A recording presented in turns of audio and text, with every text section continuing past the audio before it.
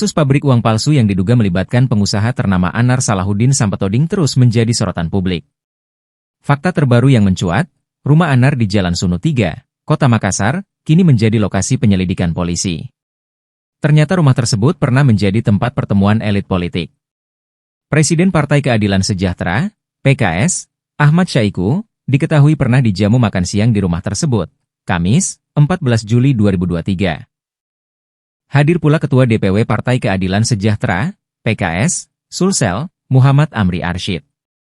Kunjungan itu dilakukan setelah sesi dialog kebangsaan yang digelar di Makassar, di mana Anar bertindak sebagai tuan rumah dan tokoh penting dalam diskusi yang melibatkan berbagai elemen masyarakat. Hubungan Anar dengan Ahmad Syaiqo tidak sebatas pertemuan itu. Anar mengaku pernah jadi Dewan Pakar PKS Sulsel dan salah satu tokoh yang berkontribusi besar dalam membangun jaringan PKS Sulsel.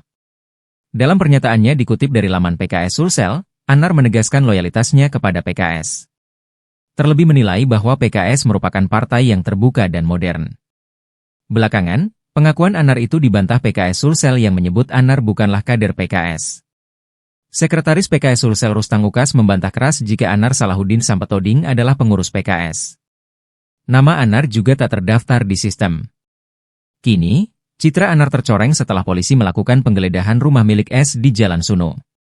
Hal itu terungkap kala Kapolda Sulsel Irjen Pol Yudiawan Wibisono bersama Kapolres Goa AKBP Reonald Simanjuntak dan Ban Indonesia mengadakan konferensi pers terkait kasus uang palsu Uyen Alauddin di Mapolres Goa Jalan Syamsuddin Tunru, Kecamatan Somba Opu, Goa, Kamis, 19 Desember 2024, lalu. Dalam kesempatan itu, Yudiawan Wibisono menjelaskan sebelum mesin pencetak uang palsu di kampus UIN ditemukan, polisi lebih dahulu mendatangi rumah di Jalan Sunu 3, Kota Makassar.